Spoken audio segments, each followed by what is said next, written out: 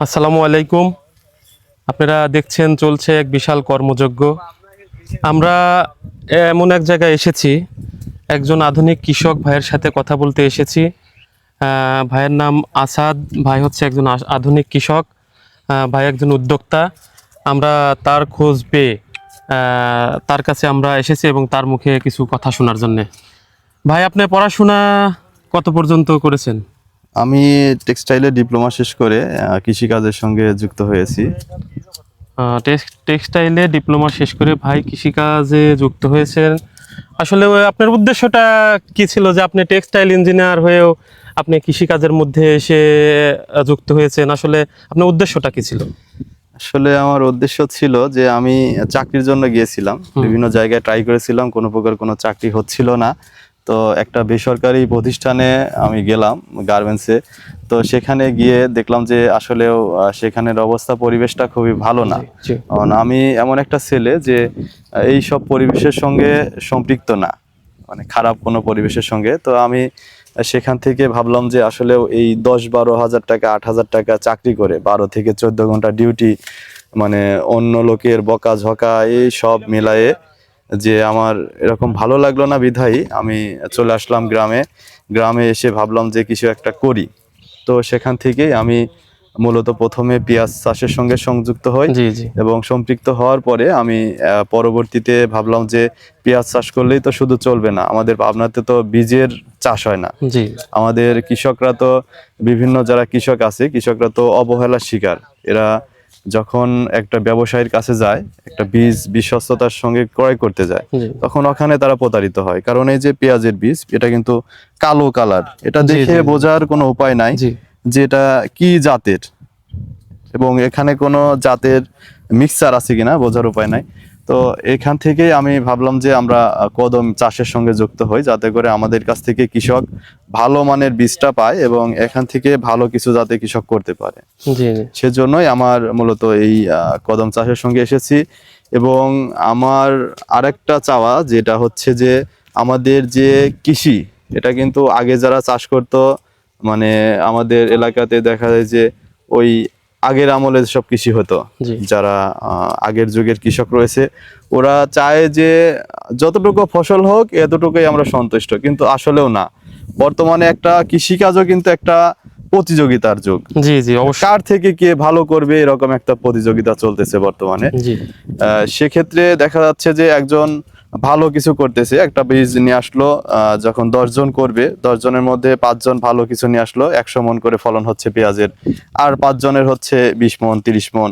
কিন্তু যখন 5 জনের 100 মন হচ্ছে, তখন ফলনটা বেশি হচ্ছে এবং দামটা কমে যাচ্ছে।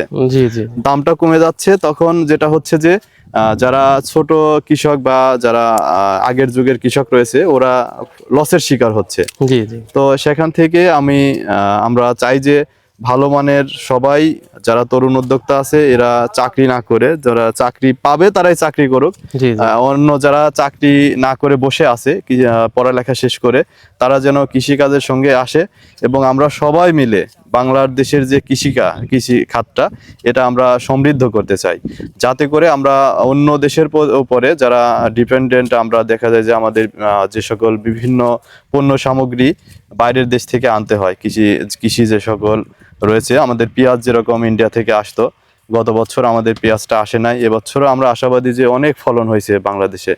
তো এই ফলনে আমরা খুবই সন্তুষ্ট এবং যারা তরুণ উদ্যোক্তা, তারা কৃষিকাজের সঙ্গে যুক্ত হয়ে ভালো কিছু আমরা করি, সেজন্যই আমার মূলত এই বীজ চাষে আসা। ধন্যবাদ আসাদ ভাই।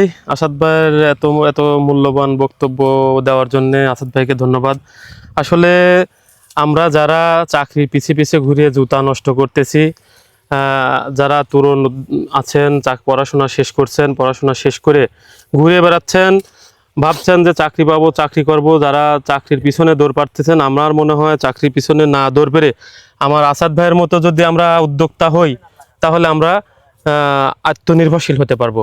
আর আত্মনির্ভরশীল হলে দেশ গঠন করতে পারবো, দেশের মানুষের কাজ করতে পারবো। এজন্যে আমরা কেউ বসে না থেকে স্বনির্ভরশীল কিভাবে হওয়া যায় সেই পথটাই হ্যাঁ, খুঁজে আরেকটা বের করব। আপনার কথার সঙ্গে আমি আরেকটা কথা বলবো, ভুলে গেছি। সেটা হচ্ছে যে অনেকেই যেটা করে যে চাকরি জি 15 থেকে 20 লক্ষ টাকা খরচ করে একটা সরকারি চাকরি নেয়, জি জি চাকরি নেওয়ার পরে সে ওই বেতন পায় 10 থেকে 12,000 বা 15,000 20,000 টাকা, সে 20,000 টাকা দিয়ে সে কি করবে? আসাদ ওই ভাইয়ের 20 কথা লক্ষ টাকা খরচ করে সে চাকরি নিচ্ছে, 20,000 টাকা বেতন পাচ্ছে, কিন্তু ওই 20 লক্ষ টাকা গুছাইতে লাগলে তাকে হয়তোবা অন্য পন্থা অবলম্বন করতে হবে, ঘুষ খেতে হবে, না হলে আরো কিছু করে সে টাকাটা উপার্জন করতে হবে, মানে অবৈধ পন্থায় যেতে হবে। Right, কৃষিকাজ হচ্ছে এমন একটা পেশা, আসুন আমরা কৃষিকাজ করি, কৃষিকাজ হচ্ছে এমন একটা পেশা, এটা হচ্ছে হালাল পেশা, জি, জি। 100% হালাল, 100%। এটার মধ্যে কোনো প্রকার কোনো ভেজাল নাই। এটা যেহেতু আল্লাহর সঙ্গে ব্যবসা, 100% হালাল ব্যবসা, আপনারা আসুন আমরা ওই হারাম ব্যবসার সঙ্গে যুক্ত না হয়ে আমরা হালালের সঙ্গে থাকি, এবং আল্লাহর যতটুকুই আল্লাহ দিক এটার মধ্যে কিন্তু একটা কুদরতি রয়েছে, জি জি জি এবং এটা আমরা এটাই চাই যে আমরা আসুন আমরা কৃষিকাজের সঙ্গে যুক্ত হই। ধন্যবাদ, আবারও ধন্যবাদ আসাদ ভাইকে। তো যারা বেকার যুবক আছেন, আসাদ ভাইয়ের মতো উদ্যোক্তা হন। আর এই এগ্রিকালচারটা আসলে এই এগ্রিকালচার আজকের না, আমাদের বাঙালি কালচারের সাথে মিশে আছে এই এগ্রিকালচার। কৃষকের কাজ, কৃষিকাজ কিন্তু খারাপ কোনো পেশা না, খারাপ কোনো কাজও না।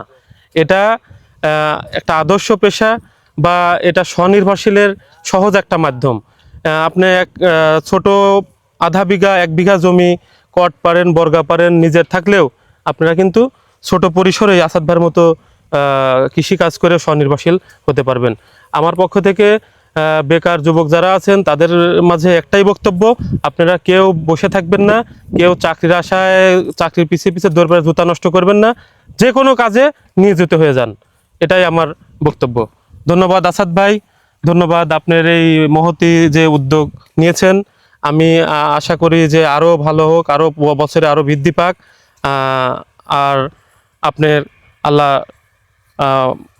ভালো এবং সুস্থতা কামনা করে আমি এখানে শেষ করছি। ধন্যবাদ আপনাকে। ধন্যবাদ।